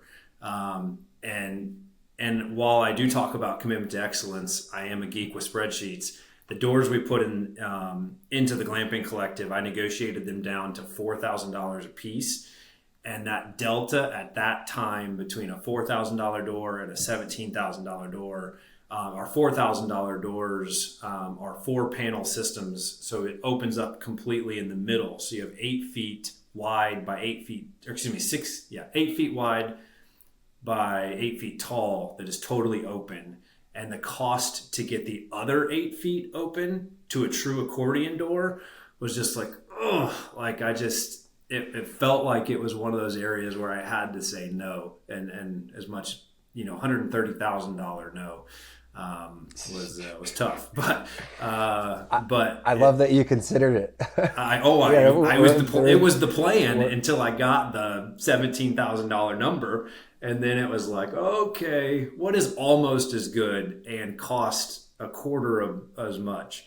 But let's talk about one of my favorite conversations, which is hot tubs. hot tubs. And normally I talk more about saunas, but those are kind of the same, similar in the amenity world. But tell me about your decision to add hot tubs to most of the units, and what have you learned from putting them in? Yeah. We had already ordered and paid for all of our hot tubs before what I'm about to tell you happened. Because it was COVID and hot tubs were like a year out or whatever. We ordered them, paid for them all, and then the county told us we couldn't have them. Like, they literally came and said, you can't put hot tubs on private decks. We have had so many roadblocks with those hot tubs, but they are there, and they're our number one, other than maybe our trails. Actually, they're our number one most loved guest amenity. What was your original question? How did we decide to have them? Like, that was a no-brainer. That was the question. Like, we had to have hot tubs. Like, there was no doubt. We designed the project with half of the units having hot tubs and half of the units not having hot tubs. And I split that across the board, with the 3 accommodation types we have, the glass cabins, the domes, and the XL domes. Each of those got split into a standard and a luxe version. And there were other amenities that made that differentiation, but the hot tub was the biggest one. But what I did from a development perspective was I knew the data was going to tell me that hot tub units outperform non-hot tub units. I knew it was going to happen, but you only have so much money, whatever. So we did it half and half to see what would really happen. But when I did that, I pre-built everything that was significant from an infrastructure perspective. I built in a way that I could put a hot tub on that deck in 2 hours, and basically flip it from a non-luxe to a luxe version very quickly. I thought it was going to take 2 hours. It takes longer. It takes like a whole day. But the point being, like, I didn't want to put myself into a corner and not be able to take a unit from a standard to a luxe. I wanted it to be able to make that transition. Now, there's a few that probably can't because of some view things and access things and other things. But, like, for the most part, I wanted all of them to be able to have that upgrade. And after being open for 3 months, our first winter, it was hands down. The data was like abundantly clear. I think our occupancy rates were 20% higher, and our ADRs were about $100 a night higher. So you put the two of those things together, higher occupancy and higher ADR, and the hot tubs were paying for themselves, I think, in like 2.5 months. So I did all that math and was like, yep, the other units are getting hot tubs. So we have kept 3 of our glass cabins without hot tubs. And we've done that because I want people to be able to experience the Glamping Collective at an affordable entry-level price point. And to keep that, hot tubs are expensive to buy and they're expensive to maintain. I think a lot of people underestimate the maintenance expense of a hot tub. We have one full-time person at least every day touching hot tubs. It's at least a full-time job for us. And if it's a busy day, we have multiple people there touching hot tubs. It's just balancing the chemicals predominantly. Yeah, draining hot tubs, refilling hot tubs, balancing chemicals. The other thing we did, which a lot of people are doing now, but it was kind of novel at the time, was we put external hot water fills on all of our units. So when we dump a hot tub, we can refill the hot tub with hot water, so that when the guest arrives at 3:00, which is our check-in time, the hot tub, even if it was emptied an hour ago, we can fill it with a mixture of hot, cold water that we can dial that in to get it like 98 degrees for your arrival. So you never arrive to a cold hot tub at the Glamping Collective. And we did that. Thank you. Go ahead. Yep. A small cost that goes back to commitment of excellence, or commitment to excellence. But yeah, big thing from a guest experience perspective. So it's a no-brainer. The data informed us to put more hot tubs on, but then we kept some units without hot tubs, even though we know it's not the right economic decision for us. it helps us make the property more attainable for people that financially it's a stretch for. Like, we know we're not for everybody no matter what financially, and we can't be. We don't ever want to, like, we want to be, but we just can't be. But we do want to keep some units that can be our entry-level price point, that are, even if it feels like a stretch, most people could make the stretch, for a bucket list kind of trip. So, and some people don't want hot tubs. I mean, we have not a lot. We have some guests that specifically say, like, I don't want a hot tub. Which unit should I be in? And that's cool too. Like, the way you have approached and designed your property and your business, I have to say, almost every single like decision you've made and prioritization, I'm like, oh, that's the same with me. That's what I would do. That's how I would do it. That's because I'm not telling you the good stories, right? I'm not telling you all the well, but no, I love the idea of keeping. I always wanted, if and when I open my own property, to have like one day of the month that is for like low income locals, where it's it's 60% off or 70% off or something like that, for people in the community to come use it and keep it available to those. And I like that you kept those units at a more affordable price point, like for that same reason. And also, thank you for validating the hot tub conversation, because I've had it so many times, and I always tell people, I'm like, listen, the data is pretty undeniable that your RevPAR for the same unit with the hot tub is probably going to be anywhere from 20 to even 50%, 60% higher for a unit with the hot tub. And I'm always like, if it costs you 10, 15, even 20 grand to put it in, that is going to pay off in the first year every time. And so it was just nice to hear it from you. And I'm always like, hey, listen, design all the units so they can be added later. Put them in half or put them in just a few, and you see how it works. But make sure you can add them to the other ones down the road if you see the revenue increase that you want. Yeah, that you expect to see. Yeah, for sure. Yeah, one of the other things, and again, more people are doing this now, but this was one of those roadblocks with the building inspectors that I love the way it turned out. But we originally, on our glass cabins, which it's a small porch out front, but we had the hot tub on the deck, and we showed them the plan, they approved it, everything. Then we built it, we're ready to open, and our final inspections, the hot tubs actually were on the decks. And they said, oh, you can't do that. Department of Insurance says a hot tub can't be within 30 inches of a handrail. So they're like, you got to build your handrail to 7 feet tall. And I was like, I'm going to put a 7 foot tall handrail on a cabin? Like, what are we talking about? And they're like, build your handrail 7 feet tall, call us back when you're ready for your final inspection. And I was just like, you have got to be kidding me. And I was literally sitting in a doctor's office, just like mourning that.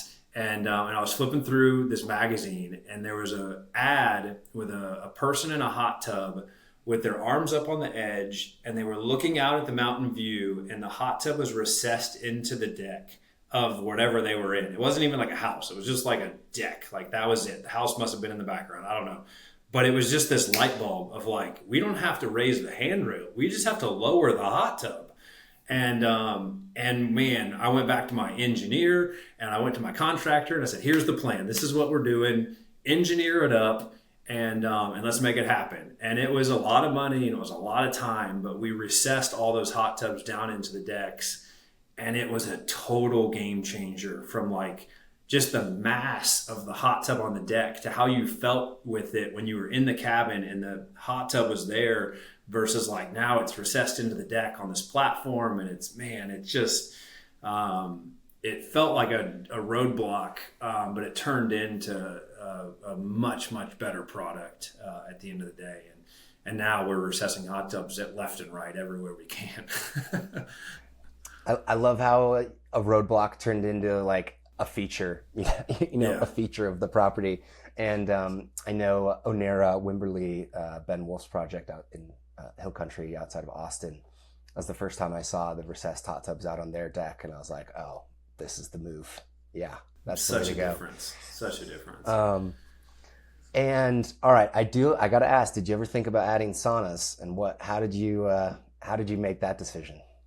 Yeah, I have another project we just added a sauna to last winter, and guests love it. I'm not a huge sauna guy, whereas I am a hot tub guy. So like that's stupid, but a little bit of personal preference.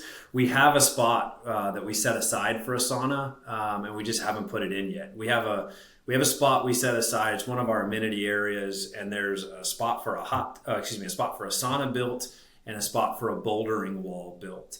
And they're both on the future development plan. I have since got a little bit of a different vision for the sauna, so I don't think I'm actually going to put it there. We are going to put in a sauna, but now kind of our next big dream for the Glamping Collective, we expanded this winter, which we had planned to do. Then Helene hit. Then we're like, can we still afford to do this? But we were able to secure some loans to do that, with disaster loans. But we did that. We did the expansion, and then maybe this winter we're starting to really look into like how do we do a spa and do that really, really well, and with that same commitment to excellence. And that's where I think, while I originally had a standalone sauna planned as an amenity, I think now we're pulling that into more of a bigger spa vision of bringing that to the table. So we'll see. We'll see if financially we can do that this winter, or if it has to be a next winter thing. But we try to use our winter months to do some of those expansion, development, growth things, so that we're not doing construction when guests are there, if at all not possible. Like, we just, to protect that serene, quiet environment. So. Yeah, well, we had to deviate somewhere because, I'm more of a sauna guy than a hot tub guy. So there's our difference. I love that you're putting it in, that you're going to be adding it and adding the spa and wellness. I think that'll take you guys to even, in even next level at the property. It's interesting. I think the data is much more concrete and strong to suggest that a hot tub is a good investment. Sauna is a little bit newer and less common, so it's not, I don't think the data is quite there to suggest as high of a correlation or with as much confidence. So, we'll see as it gains popularity. But I love that you put that in. And I think what we should do, and I've never had to do this, but I think we should pause here because we're already at 1 hour and 15 minutes on this episode, and I still have so many more questions to ask you. So I think we should make this a two-part story if you're up for that. Sure. Yeah, absolutely.